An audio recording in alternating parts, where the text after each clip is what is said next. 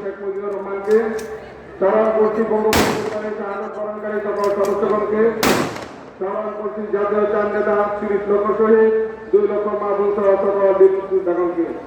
এই পবিত্র দিনে স্মরণ করছি বাংলাদেশের প্রথম অস্থায়ী রাষ্ট্রপতি শহীদ সৈয়দ নজরুল ইসলাম, প্রয়াত রাষ্ট্রপতি মরহুম জিল্লুর রহমান এবং কিশোরগঞ্জের কৃতি সন্তান মরহুম রাষ্ট্রপতি ইসলামকে আমি ওনাদের আত্মার মাগফিরাত কামনা করছি। মাননীয় প্রধানমন্ত্রী শেখ হাসিনার পক্ষ থেকে আপনাদের ঈদের শুভেচ্ছা জানাচ্ছি। আবারও ঈদ মোবারক। আর বাংলাদেশ ও বিশ্বের সকল মুসলিম উম্মার জন্য এবং সকল মানুষের জন্য দোয়া করার জন্য অনুরোধ করছি। এদের জন্য সমৃদ্ধশালী হয় এবং মাননীয় প্রধানমন্ত্রী ঘোষিত স্মার্ট বাংলাদেশের জন্য আমরা রূপান্তর করতে পারি, সেই জন্য আপনাদের দোয়া কামনা করছি। কিশোরগঞ্জ জেলার হাওড় অঞ্চল সহ সারা দেশের কৃষকগণ যেন সময় মতো ফসল নিরাপদে গড়ে তুলতে পারেন, সেই জন্য আমরা দোয়া প্রত্যাশা করছি।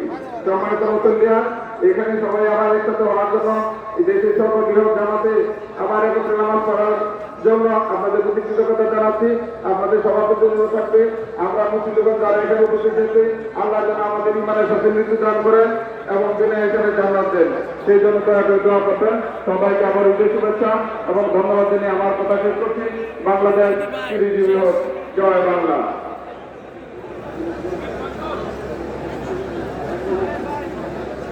সম্মানিত উপস্থিতি, আমরা কাতার সোজা করি। আর নামাজের নিয়মটা যদি সংক্ষিপ্ত আকারে আমি বলে দিচ্ছি যে ঈদের নামাজ আমরা নিয়ম করবো যে ৬